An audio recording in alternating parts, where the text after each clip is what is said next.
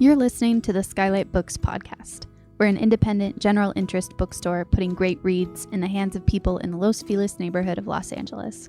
Hosted by resident Skylighters, we're here to bring you new and exciting author conversations, group reads, and bookseller chats. Happy listening. Hello, everyone, and welcome to the Skylight Books Crowdcast channel. My name is Natalie. I'm the Assistant Events Manager at Skylight Books. If you are unfamiliar with us, Skylight is a general interest independent bookstore serving the Los Feliz neighborhood of Los Angeles. And we are so excited that you could join us tonight to celebrate Blaine for the Win by Robbie Couch. And he will be in conversation with Margot Wood. Robbie Couch is a Los Angeles-based writer who spends his time eating noodles, scrolling on his phone, and explaining to confused strangers that his last name is pronounced like a sofa. He is the author of The Sky Blues and Blaine for the Win. You can follow him on Twitter, if you dare, at Robbie_Couch. Margot Wood is the founder of Epic Reads and has worked in marketing for more than a decade at publishing houses both big and small. She is a graduate of Emerson College and once appeared as an extra in the Love, Simon movie. Born and raised in Cincinnati, Wood now lives in Portland, Oregon. Thank you both so much for being here. Yay. Thank you so much for having us, Yes. Robbie. Thank you. Hello. Virtual hug. And also shout out to Oliver in the background. Oh yeah, there's my dog. Or Olive, not Oliver. Olive. Whatever. Same difference. Congratulations. Thank your you. book is out this week and it's your second book in a year because The Sky Blues just came out. When was that one out? That was out in May of last year? Very close. It's April 6th. It took me a second. So almost exactly. Yeah, it was a week. Blaine came out a week after Sky did. A year and a week later. So yeah, I just celebrated the 1-year anniversary of Sky. I got a neat little Sky tattoo, which is upside down on the screen. Hold that up. Show us. I know I don't know if my arm can stretch. Yes, but there it it's is. the cover. Yeah, it's based off of the cover of Sky, and I love it. I think it turned out really great. But are you gonna get a tattoo for Blaine? Okay, so the plan was no, but then I love this so much, and I feel like it would be so easy to kind of make a little a sleeve out of all of my characters as I go along. It seems like a big commitment, but yeah, I kind of like that. So we'll see. Check in a year and we'll see. But before you even get into any questions, I did want to give a shout out for your birthday. And I had a slice of birthday cake because Margot had a birthday yesterday. And she very graciously just still helped me out with this event, even though it was her birthday week. So thank you so much. Thank you. I also realized how weirdly, accidentally selfish this is that I bought cake for myself for your birthday. So it's for your sorry. book's birthday. There we go. Blaine and I share a birthday now, so it's for both of us. Thank you. There's a good way to look at it. I'll send you a real cake tomorrow or something. But yeah, I have so much cake in my fridge, so please. Okay. You're no. Eat cake. I am so excited for you. Sky Blues is so good, and Blaine for the Win is it's even better. I hate saying things that are it's better because then it's sort of but then Sky Blues wasn't that great. And I'm no, Sky Blues was good, but this one is you are becoming a very seasoned writer. You are aging like a fine wine.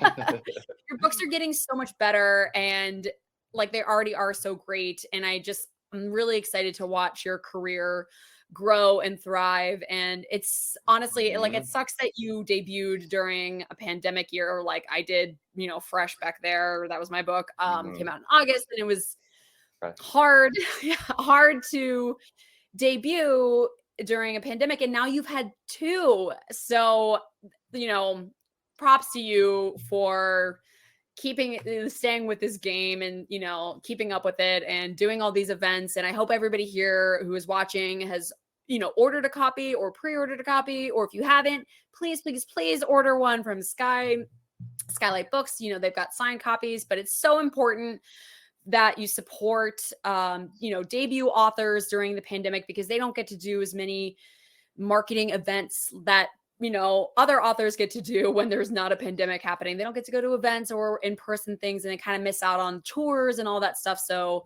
everybody watching, thank you so much for being here. Like, you guys are so awesome, and it's really great to have you all. Yes, I really, really appreciate that. And I know you already kind of gave a nod to Fresh, but Fresh is an amazing book. And this is the advanced copy, so it doesn't look quite as cool as the hardcover. But I honestly think beyond being a great book, I think you had you were like a top 3 cover of mine for last year. So like, I love. Thank you. You should see the original one they designed. It was not good. It was really bad. You're like, it's even better when you knew what the first one was. Oh my God, the first one was I cried. I cried when I saw it. I was like, I don't want to publish this anymore. I give up. I immediately give up. Oh my gosh. You're like, I don't want to be an author. Oh man. No, but it's great. So why don't you give us all 33 of us watching, myself included, 34 if we count my dog. Tell us what Blaine for the Win is about. Yeah. So Blaine for the Win is loosely based off of Legally Blonde. Yes, the rom-com from 2001. And Blaine Bowers, you meet him right in chapter 1. He's super excited to be going on his big 1-year anniversary date with Joey Oliver, who's the boyfriend he's head over heels for, really obsessed with. And if you've seen Legally Blonde, you probably know where that's headed. Joey dumps him for not being a quote unquote serious guy. Because Joey has political ambitions and he wants to go really far in life, and he feels like he can't do that he can't do that with a boyfriend like Blaine at his side, which is very sad. So Blaine decides to run and be Joey's successor as senior class president to try to prove some serious guy chops. But it's so outside of his wheelhouse because Blaine is like this very artsy, expressive, a little bit eccentric kid, and trying to, button up his shirt. He's not a wheeler and dealer. Right. Exactly. So it's very out of his wheelhouse, and he kind of has to figure out what he's willing to sacrifice in order to kind of be this version that Joey likes. So yeah, it's very much in the vein of Legally Blonde, but there's certainly very big differences. So I don't want anyone to think that just because they've seen the film, they know where Blaine for the Win, how it goes. It's a very different story in many ways. So yeah, it was such a blast, right? Craig Hale said #Legally Blaine, and then followed up Rokio, I'm sorry if I'm mispronouncing that. # like it's hard to run for class president. I love Yes, I love it. And yes, Legally Blaine was the original title. It was like the working title for a while for Legally Blonde. Yeah. And then when I did like a rewatch of Legally Blonde 2 nights ago with the # Legally Blaine for people to join in and comment. Because I thought it kind of worked as a title, but we decided we wanted to make it different enough from Legally Blonde that we should go in a different direction. But I still think that's a good title. I'm really bad at coming up with titles. Fresh was just my placeholder because I was like, freshman. And then I was like, insert title here. And then it just sort of stuck. So yeah, no, it's tricky. It's like, I know authors that like start with they come with the title first, and then they like kind of build the story around that. And then others to struggle forever with those authors. Do you come up with your titles first? No. Okay. That would be rough. There are so many people I know who are just like, I came up with this book idea solely because of the title. And I'm like, how? Yeah. That makes no sense to me. Well, I think I don't want to spread misinformation, but I think that's I think Adam said they both die at the end. That's yes, it was. True? I remember when Adam Silvera, who we're talking about, if you don't know, he we used to hang out in New York back before he was, even published. He was still just like a baby book influencer. And he was like, we were taking this walk and he was like, I have this idea for this book. And I was like, okay, tell me more about it. And he's like, well, I don't know anything about it other than the title is They Both Die at the End. I was like, oh my God, write it. I don't care what it's about. Just write it. Yeah. Wait, so you were there, right? At the origin story of They Both Die at the End. Wow. I met Adam back when he was still working at Barnes and Noble or at Books of Wonder. And he was just a epic reads fan. So, yeah. Oh my gosh, that's funny. Very cool. Okay, well, I'm just now looking at my list of questions for you. And I don't remember what I started this document, but I was supposed to have like this whole intro thing, but it really just says congrats and it immediately goes into the first question, which was like, what was it like publishing 2 books during a pandemic? Oh, yeah. It was a definitely an experience.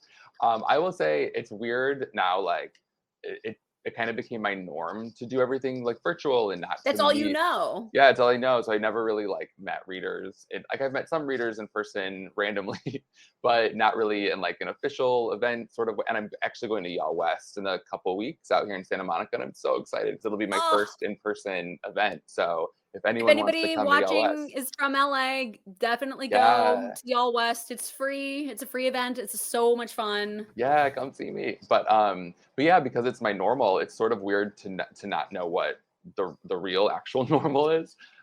So I'm excited for book 3 when I'm actually going to be able to to meet people in real life. But yeah, it's very strange. I think, I mean, you know more than anyone as well. It's just very strange to publish in a pandemic. Like no one knows what's going on. Like there's supply chain issues. There's like there's so many layers of chaos. But despite all of that, I still feel like it was such a cool, life-changing experience. So I can't complain.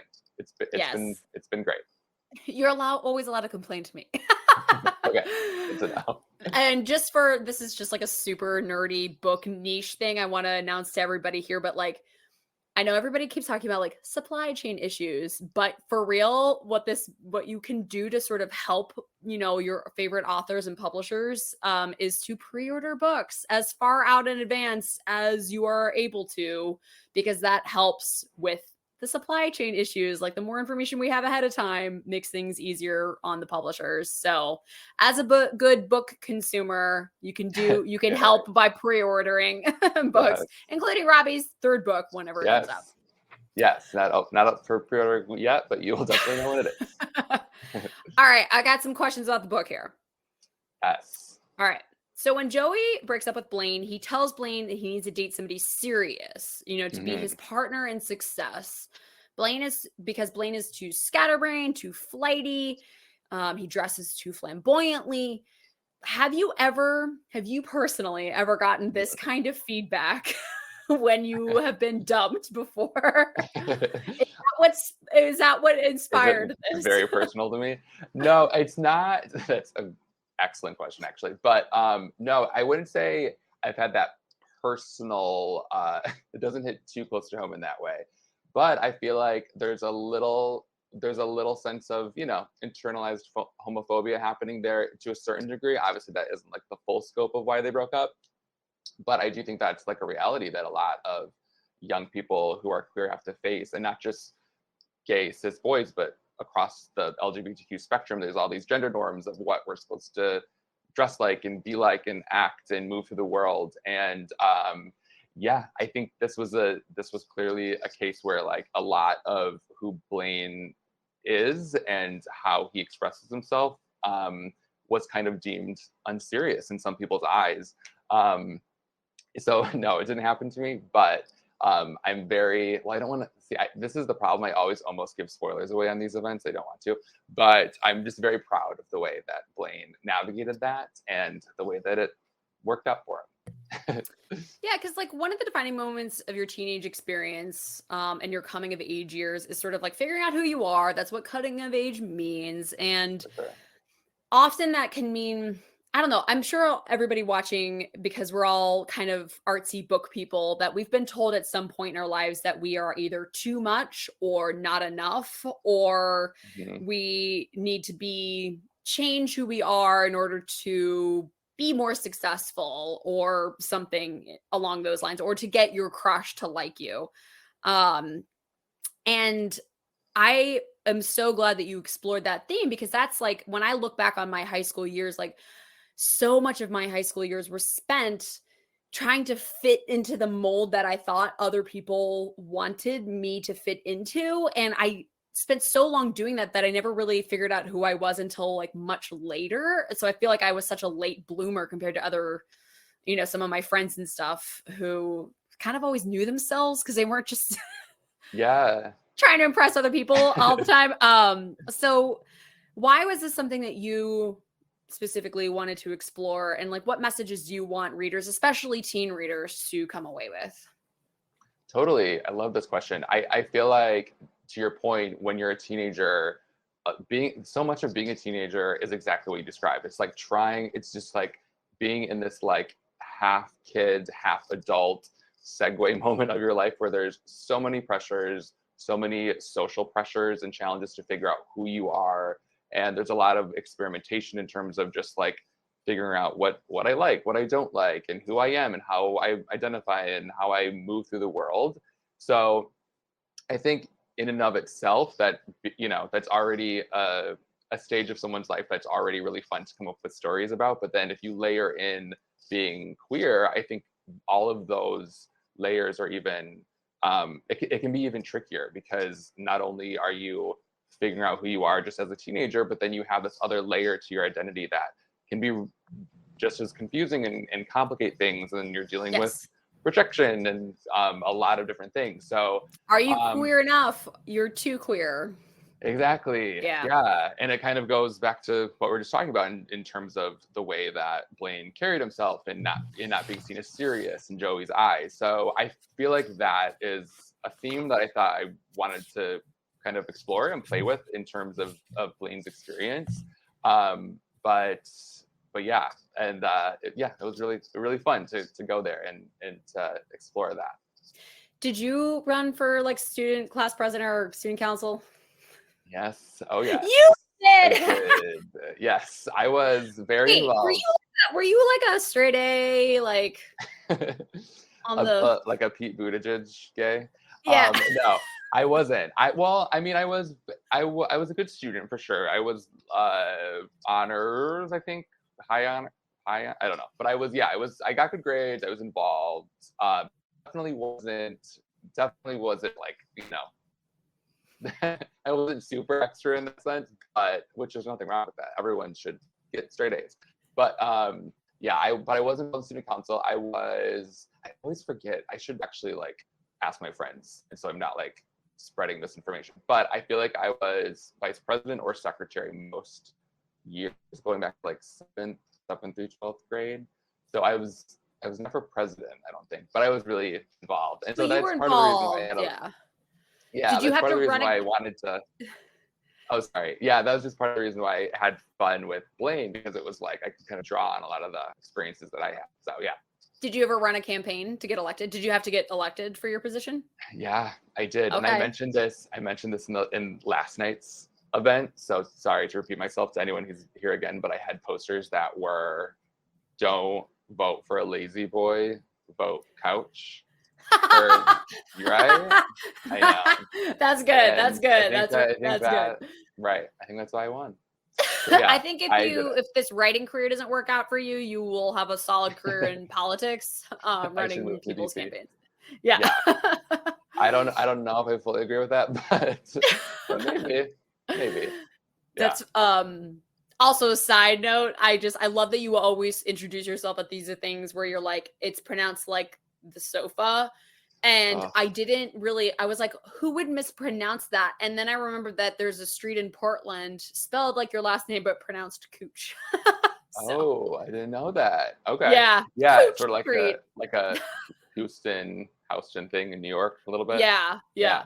No, it's crazy. A lot of people mispronounce, like, well, it's obviously not people I know, but like at like when I'm giving my name to a barista, not that they would ask for my last name, but like customer service people that like already have my name like written down somewhere, they'll like pause. And yeah, I've gotten coach. Remember when I graduated 8th grade, like the 8th grade commencement ceremony, the principal said Robert Coach, which was weird because she like knew me very well, and I was that's thinking, like such an old man name. I know. It was bizarre, but yeah, a lot of people see couch and they don't read it that way. It is couch stuff, just like a sofa. Back to some campaigns, Mr. Robert Coach. So Blaine makes the cornerstone of his campaign about not lazy boys, but mental health. Why did you want Blaine to focus on mental health? Yeah, I felt like that was one of the things that came out of being of writing a book in the pandemic. I know for myself personally, there was definitely mental health challenges being like inside all day, not being able to talk to people. I had just moved to LA 2 years ago now, so it would have been like a year-ish ago now. So I didn't have, I had some friends here, but not a ton of friends here yet. And I know it was a terrible time for so many people in the middle of a pandemic, but I was definitely feeling it. And I know a lot of young people, especially, who had their classes canceled and dances canceled and couldn't do a lot of extracurricular stuff and sports like that. It's so brutal. So I think mental health was just, the topic of mental health was definitely like on my mind. It's something that I thought was especially relevant right now. And so, I mean, it's always relevant, but especially in the middle of a pandemic. So I wanted to, I kind of wanted to work that into Blaine's story. And to those who've read the book, it's such a big component of his theme of his campaign. And he really works in a lot of ways to actually execute real change in terms of mental health awareness and just having students at Wicker West really prioritize their well-being. So it was something that I thought was really important for the book. That must have been really interesting to write the majority of this book while like during the pandemic, because I'm assuming Sky Blues probably sold in 2019, 2018, something like that. Yep, 2019. Yeah, 2019, because that's when Fresh sold, was 2019, and you had like a 2 or 3 book deal. And so for those of you that don't know, sometimes authors will like have a full book complete, but they'll actually sign a deal for more than just one book. And so once Sky Blues was done, you were on deadline, boom, right away for like the next one. And you're writing this next one during the pandemic. Like, was the writing experience different for you with this one versus Sky Blues, because you wrote Sky Blues before all this happened? Right, for sure. I mean, it was definitely a shorter timeline, definitely, because you're on contract and you have to actually write it and turn it in. Do you like the deadline? Did that help you? Like, did the pressure help, or was that made it hard? Yeah, I mean, no, I think it does help. I like to have structure. I think, of course, obviously, I could always say I could use more time and give me an extra week, give me an extra month. But I do think in general, it is good for my productivity and structure to have, the actual dates I need to be done by. But it was definitely a very different experience, not only because of the shortened timeline, but for me, I think it's really beneficial to just be out in the world, like experiencing life, and then being able to like have my writing time that's separate. That I can feel very rejuvenated and inspired when I feel like I have a good, balance of writing time and normal lifetime. And in the pandemic, when you're just stuck inside, it was like I was inside all of the time. So I definitely had my moments with Blaine where I was like, God, I wish I could. I mean, I could like go for a walk and stuff, but I feel like I did hit some like writer block challenges just because I felt creatively stifled at times because of the pandemic. But you got to work through them and keep going. And I did, and it turned out well. So, but it was tricky.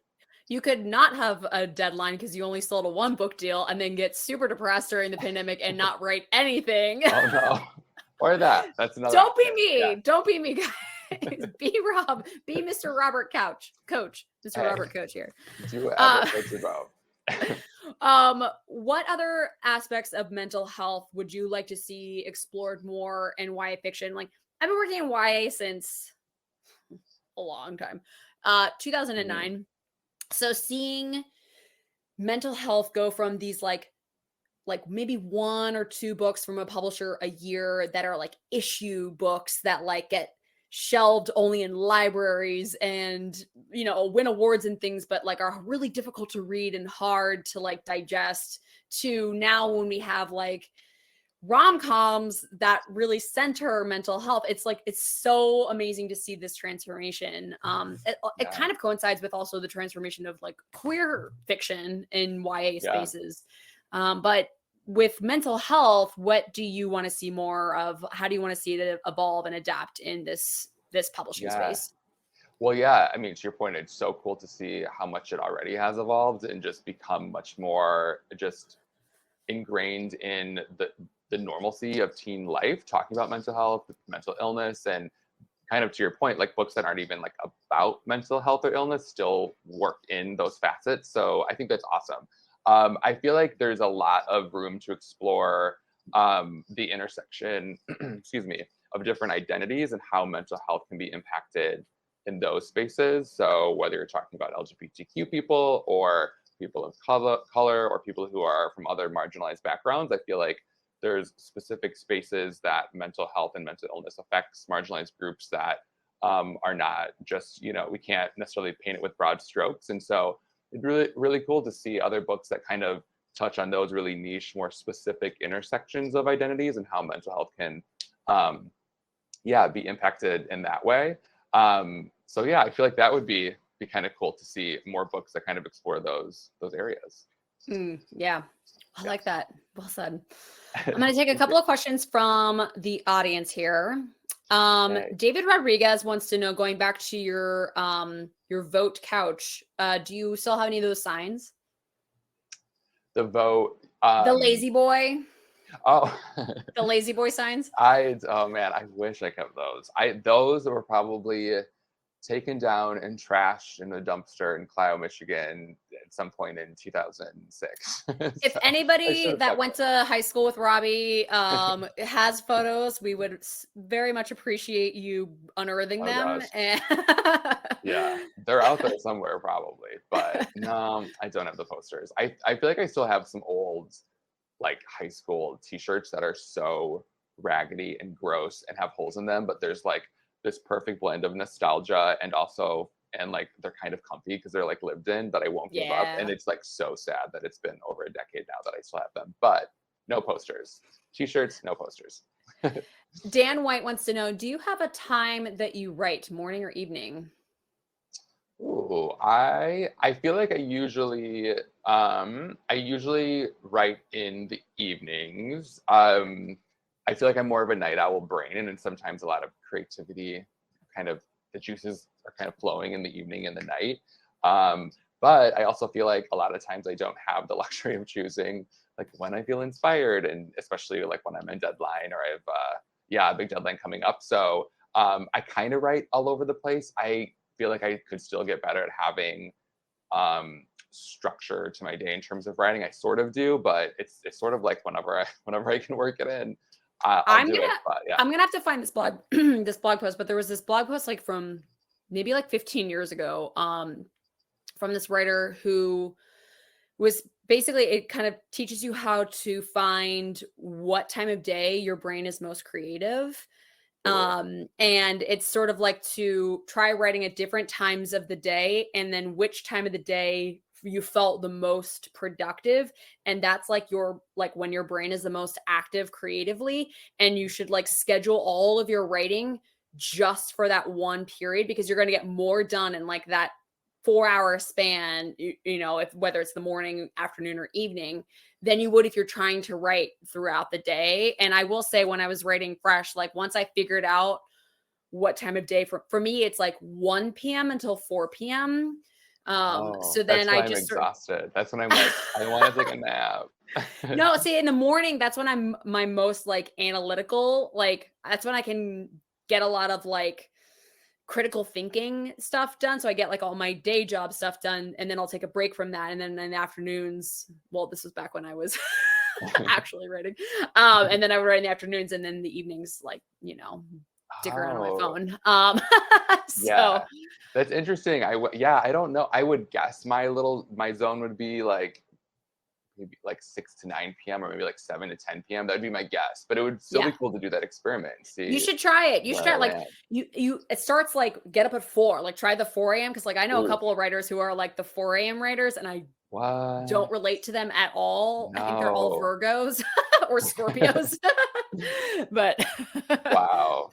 So but I will also writers. I'll also say, sort of related to this conversation, there's some authors and writers that I've heard will be like, you got to write every single day, and I'm not in that camp.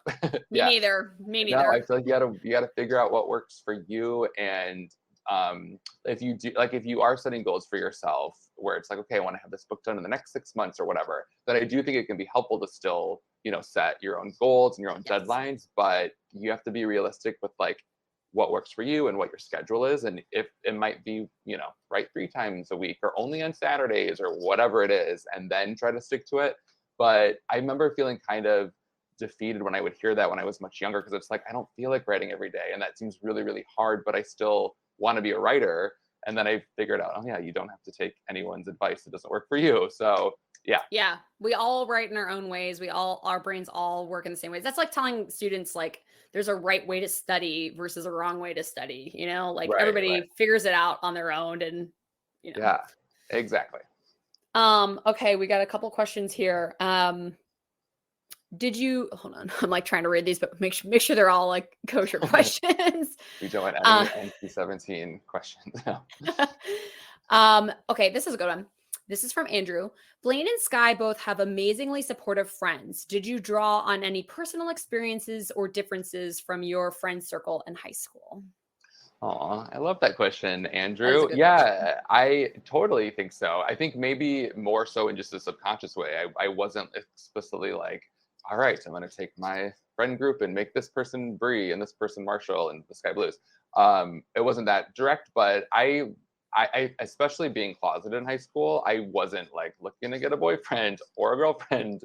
So I feel like friends are always important, but especially in high school, friendships were so critical for me to have. And I did have a really good group of friends that were super supportive and there for me. And I'm still friends with a handful of them. And we have like a group chat where we are always sending slightly inappropriate memes to one another. But yeah, I love the meme chat.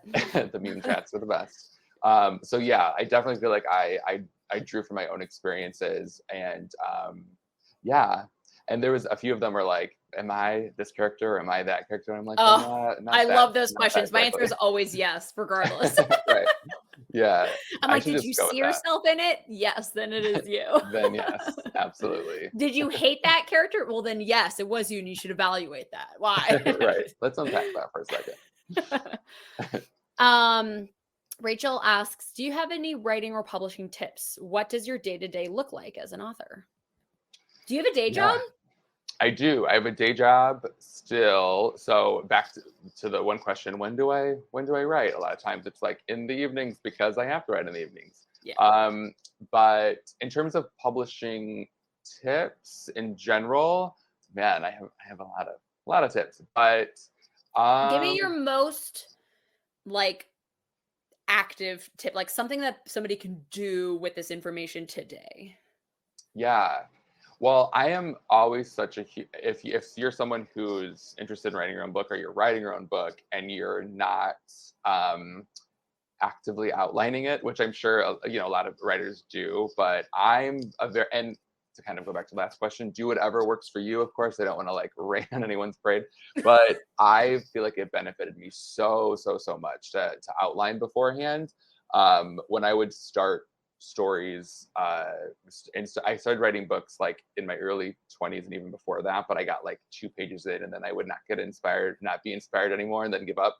But when I started taking more seriously when I was a little bit older, I realized the benefit to outlining, just because it really gave the story that framework where then I wouldn't get so far into it and then discover a major plot hole that can't be fixed or something like that. So and I also feel like it makes the writing process much more efficient and quicker when I have that templated out. So I'm a really big proponent of getting really granular and like really trying to see the story completely through before I get started. Again, the big caveat is whatever works for you. So I don't want to, if there's anyone out there who's not on board with that, that's okay. But I feel like if you're struggling to be productive and like get shit done in an efficient way, maybe just try to like hunker down and really outline and stick to the outline. But I have a lot of tips, a lot more where that came from. Do you have an outlining method that you follow, like Snowflake or any of the other ones? Not particularly. I mean, I feel like how do I usually outline? I feel like I was just doing this with the book right now, where I usually like just dump all of the book ideas in a document and then try to group them in terms of timing. And then from there kind of iron out where they are, and then try to envision each scene by scene, and then think of like what makes sense to be grouped into chapters. So I kind of work from a lot of messiness and then just try to organize the mess as best as I go. I don't know if that's maybe a That's different helpful. theory. I think a lot of people are, a lot of my friends who aren't writers, like they're always like, how do book? Like, how do you, where do you Yeah, start? Because like, if you think of it as like a whole object, it's overwhelming, and like totally. the story is so like, how are you going to write 300 pages, 75,000 words? Like that's so daunting. And I For think sure. the way you do it it's like very practical, and it's just break it down by scenes. And then from those scenes, you build out chapters and then sort of figure out where goes where. And, start small, like just that first step in front of you. Don't look at where you are going to end up. Just look at the very first step in front of you.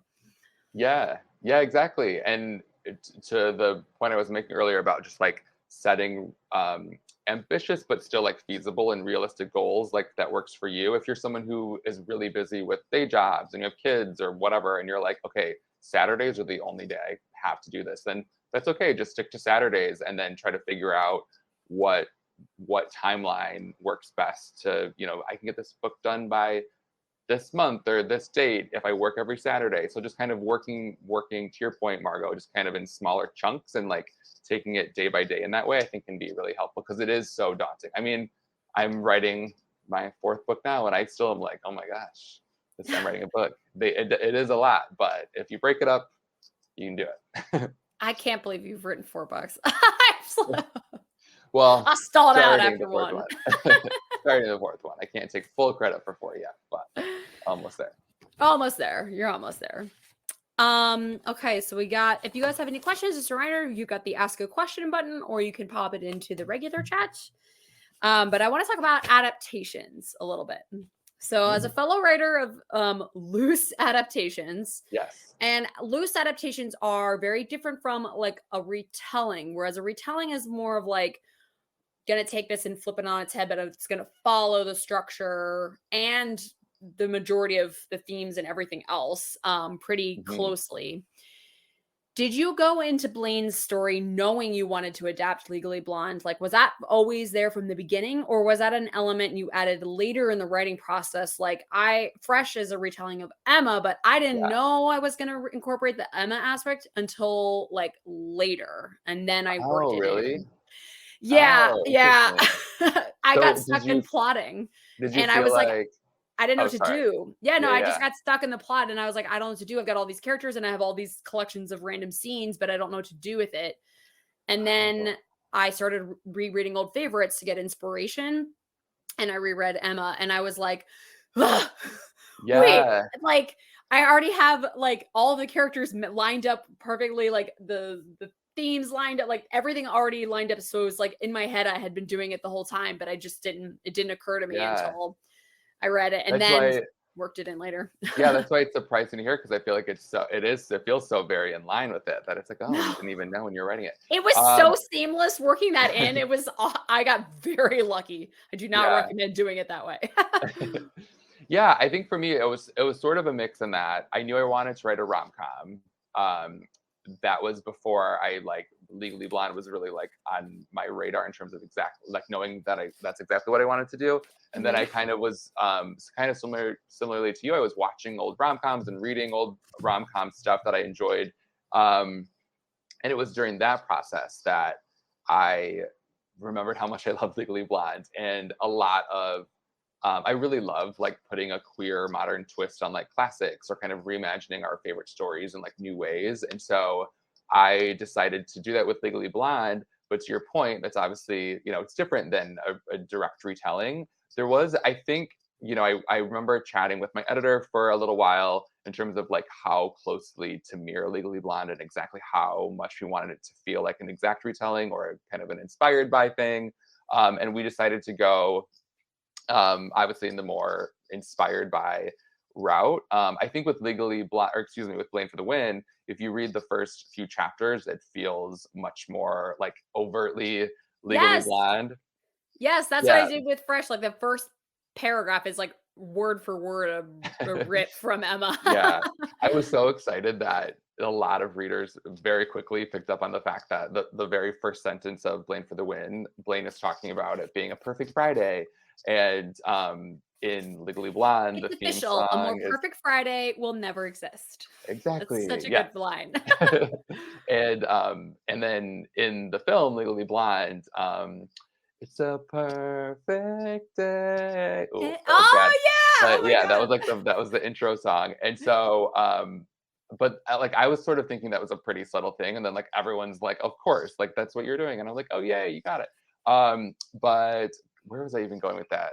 Oh yeah, so the first few chapters are much more in sync with the story, but then there are really big departures from Legally Blonde. And so yeah, I hope that no one thinks that they know the story just because they watched the film, because it is Well, very that's different. But yeah. my follow-up question is, so with a loose adaptation, you get to sort of cherry pick which moments, characters, and themes that you want to incorporate. So what parts of Legally Blonde did you knowingly leave out and decide not to include, and why? You don't have to Ooh. do a spoiler one, but like you can just pick like one or two or none. But Yeah, something that yeah. you were like, I know this is part of it and I'm not including it.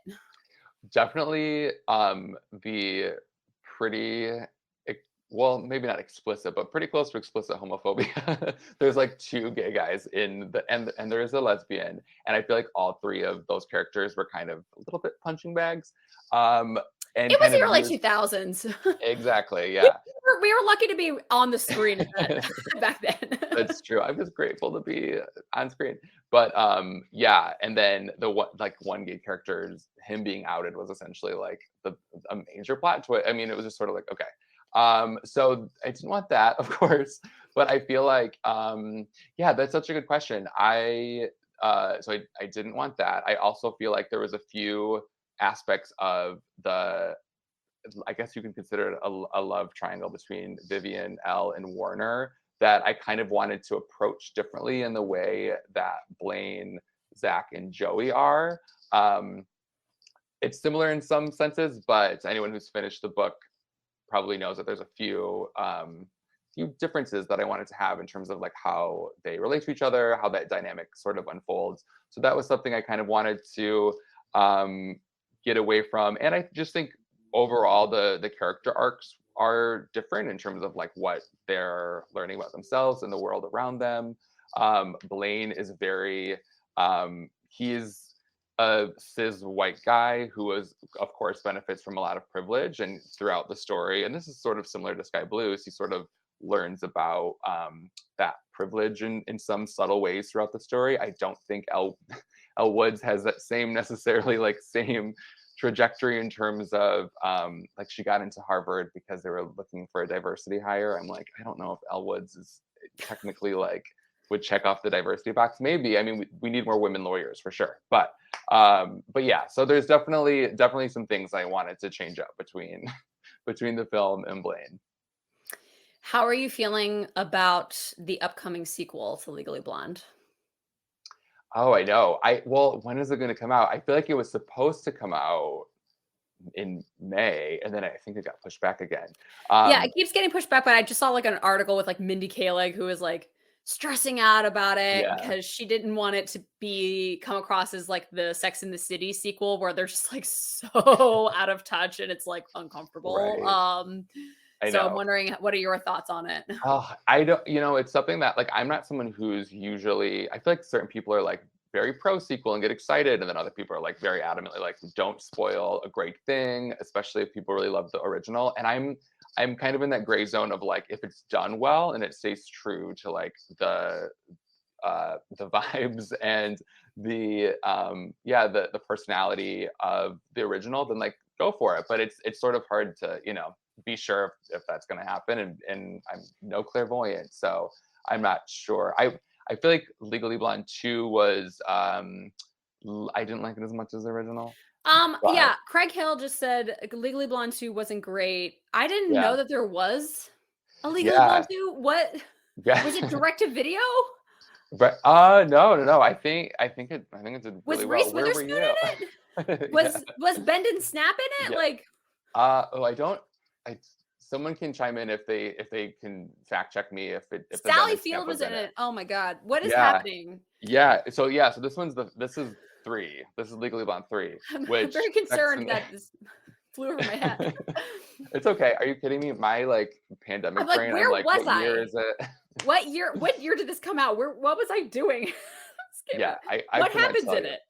I would guess the sequel was 2004, but I could be like a decade off. I'm not sure. 2003. Okay. 2003, I okay. was in high school. All right. Wait, Legally Blonde 2. Oh. This is it's the all one like where she goes to clicking. Congress. It's red, Yes. white, and blue. Yes. Or red, white, and blonde. Okay, I did see it, and I remember I just like mentally erased it because it was so bad. Yeah, wasn't the best. So maybe 3 will be a redemption. Okay. All right. I'm not sure. I love Mindy Kaling, and I know she's involved, and so that's really great. But we'll see. Okay, of all the Legally Blonde adaptations, of which I can only think of 2, which are the musical and the Ariana Grande, was it 7 Rings, or the one where she sang about Pete Davidson? That one, that music video. Which one is your favorite? Well, I actually haven't seen the musical, so I can't speak to that. Well, I know no, you have bad. to. I know I have to. I know I'm a bad author for not doing that. But it was funny because someone was like live tweeting with me when I was watching. I did like a Legally Blonde rewatch and live tweet on Monday night, and someone else was watching the musical because they couldn't find the film, and a lot of it they were like keeping me updated on like what's the same and what's different. So that was kind of cool. I do need to watch the musical, so I'll get on it. But I loved Ariana's music video though. So that music video was so good. So good. And what is the name of that song? Was it 7 Rings or was it the It wasn't 7 Rings. Thank you next. Thank you, David Rodriguez. Thank you. Thank you, David. I feel like I'm losing gay points every time I open my mouth. This was so long ago. There's been so many new Ari songs since, so it's hard to keep up. Yeah, that's true. Although for me, that was peak Ari. That was peak Ari. But. That was a good one. Post Pete Ari was my favorite. She was messy, and I liked it. Oh my God, I love it. Okay. Just a reminder to everybody to buy Robbie's book, but also ask questions if you have them. Yes. I love that reminder. Try to earn that coin for Robbie. Purchase it, and then go review it and give it 5 stars, even if you hated it. Good point. That is a very good shout out. If you have finished it, please review it on Amazon, on Goodreads, on Barnes & Noble website, anywhere you want. Barnes & Noble, Amazon, and your local library. Also, you can, if you also want to support Robbie without purchasing the book, you can request it from your local library. It is free to you. And it also helps. My tongue is inching closer. And it helps you, and you still get paid with the libraries. And you can also review books on Amazon, even if you haven't purchased them. So you can do that as well. You're like book brain, Margot. It's like I work in publishing or something. I know. It's almost like you know what you're talking about. So it's like it. How did you, this is one of my favorite questions because I have a feeling your journey is not as straight as some authors to their author life. Like, how did you get from birth to becoming, no, just kidding. How did you become a writer? Like, at what point did you think maybe this was something you wanted to do versus the point where you were like, okay, I'm actually going to try this? How did you get from those 2 points? So I was born in Flint, Michigan in 1988. No, I'm just kidding. Go way back. The first time I knew that I really loved writing was in 4th grade. And I've told this story before, so sorry if anyone's like, no, tell me. I don't know the story. Okay. I was in 4th grade and we had an assignment to write a book. And I remembered it was called When the Seaweed Was Smiling. That is a terrible title. No, I'm just kidding. I love that. I mean, it's not the greatest, but it's so good. It's so good. I can imagine it. Like, thank you. Yeah, that was the cover of the Smiling Seaweed. And but it was, the seaweed was not nice. The seaweed was the antagonist because I starred in it. I was the main character, and it was about visiting my Aunt Charlene's lake outside of Detroit, and the seaweed came up and grabbed me and pulled me under and killed me and drowned me. But then at the end, I realized it was all a dream. But it was obviously a little short A book. horror. You wrote a horror. I know, it was pretty scary. I still hate seaweed, by the way. But I just remember loving it so much. I had such a great time. Like, I have actual memories of like writing it and illustrating it and just having a great time coming up with the story. And then I got an A on it. And I remember Mr. Volk, my teacher, was impressed and thought I did really, really a good job. And I feel like that was really the moment that I was like, oh, this is kind of fun to come up with stories. And that was in 4th grade. And then from there on, I did a lot of writing and storytelling. Hold on, and quick question. yeah, Pause. yeah. Andrew asks, do you hate seaweed more than birds? Definitely not. No, it goes birds clearly number 1, seaweed like way down here. I mean, I still don't like seaweed, but no, birds clearly most hated on my All list. birds? No, there's an exception for penguins. Penguins are cute. Okay. They're acceptable. And some owls, I feel like sometimes owls can be really adorable and like not super So it's threatening, cute. but As long as they are cute, they're acceptable. cute and at a distance. Yeah. Okay. That's all right. Yeah. If Okay. anyone else, I won't I'm read good. Craig's comment. We can skip that one. Oh gosh, okay. I don't He see said the owls comments can be right now. vicious. I know. And that's why I said some owls, because there's some Okay. pictures of baby, or like I've seen like viral Like a videos little of baby pygmy owl is owls. cute. Yeah. Well, yeah, but though, like when they're adults but small, those are cool. But like I don't know if anyone else has seen like baby owls. They can be terrifying because they don't really have feathers and they just have these big eyes and they're like, it's totally nightmare fuel. So, but anyways, I don't even know what the heck I was talking about. So we were in 4th grade and 4th now grade, yeah, back to 4th grade. So I'll skip ahead a few years. I went into journalism because Is that what you studied in school? Yeah, I studied journalism in college and I liked it. I got a lot out of it. And I had a few media jobs once I got out of college, but I realized it wasn't really like the exact sorts of stories I wanted to tell. It was like, obviously storytelling within the framework of journalism, which is great and very important in a democratic society, but not for me. So yeah, later in my 20s, I kind of refocused on fiction, and that's when the concepts of the sky blues started to, make its way into my brain in 2015 or early 2016. And the rest is history. It felt like very much more in step with what the types of stories I wanted to tell. And I knew I wanted to, center LGBTQ stories. So here we are. That's really awesome. Where'd you go to college? Michigan State. Spartans. Did you know? I just learned that earlier. Okay. Just check it. I'm from Ohio, so. Yeah. I'm supposed to hate you, but I don't. I'm supposed to hate you too, but I don't. Yeah, I know. I'm from. Yeah, I didn't go to a big state school. I didn't go to school in Ohio, so. Okay. And you're back on my good side. We have a question from Andrew. Your first 2 books are set in the Midwest. Any plans to set a book in LA? Ooh, that's a really good question. So far, no. Never say never. So without giving away too much, Lake Michigan itself is in both of my books so far, and it's also a part of book 3. And Yay. So I'm kind of thinking like maybe I'll have Lake Michigan kind of anchor. So like obviously the exact Robbie community. Couch universe. Right, and circles Lake Michigan. The RCU.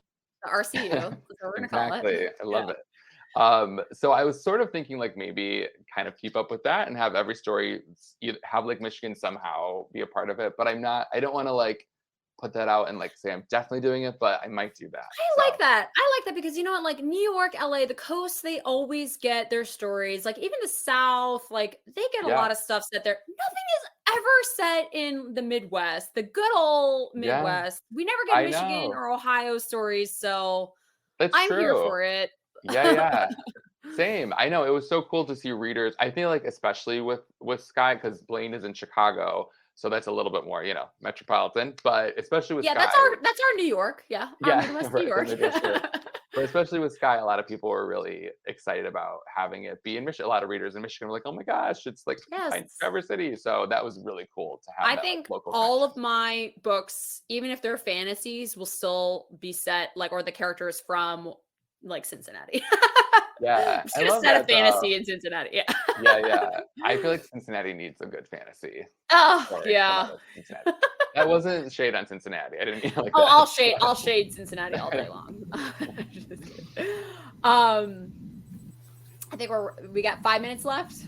Yeah. Nice. Cool. So I do have one final question that we can close out on, but if you have one more, Margot, we can do that. And then I've got a fun one I was going to have us end on. Yeah, there was one that somebody submitted that I thought was fun. Rachel asked, would you two ever collaborate on a book together? That was the one I was going to end on. So yes, I was saving that one. Oh my gosh. Oh, I mean, I know. The second I saw that question, I was like, "Oh, I'm having ideas." I mean, we got to write some Midwest thing. Yeah, exactly. There's clearly some Michigan, Ohio situation happening. Yeah, Ohio State versus something. I don't know. Yeah, they meet at a college a set game. rivalry. There we go. Oh, I kind of like this, Margot. Okay, we'll chat about it after the event. But yeah, I never have actually thought about doing it. And I've gotten that question before, and I feel like they would be challenging in some ways, but also a ton of fun. So yeah. maybe that would someday. Be so awesome. Where can people find you? What do you have? What's your next event? How can we support you? Yeah, all of your buy my books from Skylight Books. They're the best. And I went in there and signed them. I mean, book plates are great. Don't get me wrong, but it was very cool that I got to sign the actual. Oh, you actually went in, so it's like, okay, all right, that is amazing. That means those books are more high value than any of the other ones that just get a book plate. Just saying. I didn't know that. That's your book brain again. Yes, go order your copies from Skylight. Yes. So buy my books from Skylight. And you can find me on social, on Twitter, on Instagram at Robbie Couch. Twitter, there's an underscore between my first and last name, which is annoying because someone else already had Robbie Couch. But they can just search your name, they'll find you. Yeah. And if anyone is on the West Coast or in California and what you were saying earlier, Margot, come out to Y'all West. I'll be at Y'all West in Santa Monica, which is at the end of this month. So yeah. I'm so jealous. I wish I was going. I wish you were too. I know. You're gonna have such a blast. It's such a good time. Seriously, if you guys are West Coast, go. It's such a good time. So, and it's all outdoors, so it's good. Yeah. Yay. Well, thank you both so much for being here again. For all our viewers and anyone who couldn't make it, this event will be available for replay in just a few minutes once we're done. So if you loved it so much you want to rewatch it a second time, or you know anyone who missed it and you'd love to send it to them, you can find the replay at the same link that you registered at. And like Margot and Robbie both said, you can buy your copies from Skylight Books by clicking the shiny green button at the bottom of your screen to grab a signed copy. And thank you all so much for joining us. Have a great rest of your night. And happy birthday, Margot. Oh, thank you. Happy birthday to Margot. Thank you. Congratulations, Robbie. So excited for you. Thank you for listening to the Skylight Books podcast series. Please don't forget to visit our website at skylightbooks.com and make sure to follow us on Twitter and Instagram. Also, don't forget to subscribe to this podcast for more author talks and bookseller conversations. You can find us on Podbean, iTunes, and Spotify. Stay safe and healthy, and we hope to see you back in our store soon.